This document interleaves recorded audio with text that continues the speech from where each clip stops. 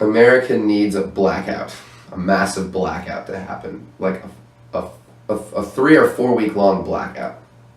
That's what America needs. Just no internet, no phones, no lights, no televisions, nothing. Just everybody should just stop using a couple of weeks and talk to their neighbors and, I don't know, drink beer and barbecue for a while.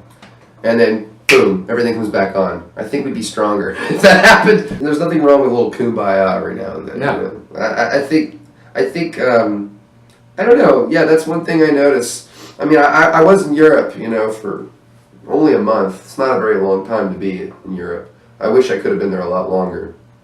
But that was the thing I noticed in Europe is people don't sit in their house all day and stare at their computers or their TVs or whatever the hell, you know.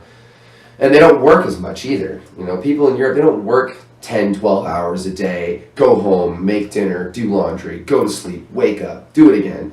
I mean, I'm sure there's plenty of people in Europe who do that, but from what I could tell, the vast majority of people I met in Spain and in Italy and in Switzerland, that, you know, they're a little more mellow, and they're all about like spending time with their family and their friends and having conversations and just not rushing. They take their time. They're not in a hurry all the time.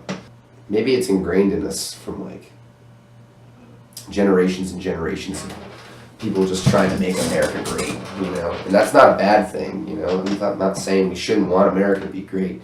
I'm not saying we shouldn't be capitalists. I have no problem with capitalism, I never have, you know. People want to work their ass off, they should. I do, you know. I work my ass off every day. There's nothing wrong with that. I think it's a good thing. But I don't think there's anything, I also think it's very healthy for people to just be more community-like, I guess. I think that's probably one of the best things about theater is theater brings people together, and it breaks the weird boundaries of storytelling too, because it's live, it's right in your face, and it brings up subjects that are human.